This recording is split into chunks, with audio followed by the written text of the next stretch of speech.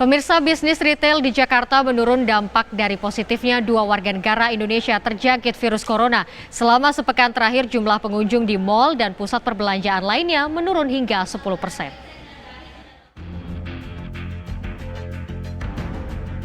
Berbagai sektor bisnis di Jakarta dan sekitarnya mulai menurun dampak dari ditemukannya 2 warga negara Indonesia yang tinggal di Depok, Jawa Barat positif terjangkit virus corona.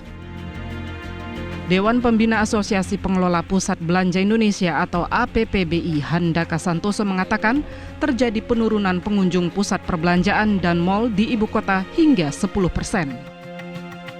Saat ini memang kita lihat adanya sedikit pengurangan, ya masih di bawah 10% lah orang yang berkunjung ke satu pusat perbelanjaan.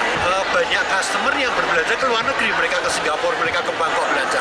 Tetapi karena mereka tidak ke luar negeri sekarang, mereka kan tentunya akan berbelanja di toko di dalam Indonesia sendiri, dan itu sedikit mengurangi akibat daripada kekhawatiran tentang virus corona tadi.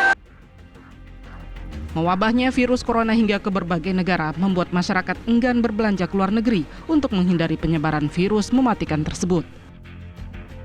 Sementara itu, Ketua Kamar Dagang dan Industri DKI Jakarta, Diana Dewi, menyatakan pemerintah perlu mengambil sikap cepat untuk menopang penurunan bisnis retail dampak dari wabah virus corona, yaitu dengan mempercepat proses perizinan bagi UMKM, termasuk di sektor pariwisata.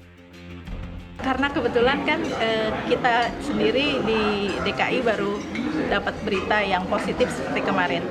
Tapi kalau di daerah, terutama daerah yang pariwisata seperti Bali, itu sudah teriak bahwa ada penurunan sampai dengan 20%. Nah, ini yang kita tidak bisa bicara hanya lokal, tetapi nasional sudah mengalami penurunan, terutama di bidang pariwisata.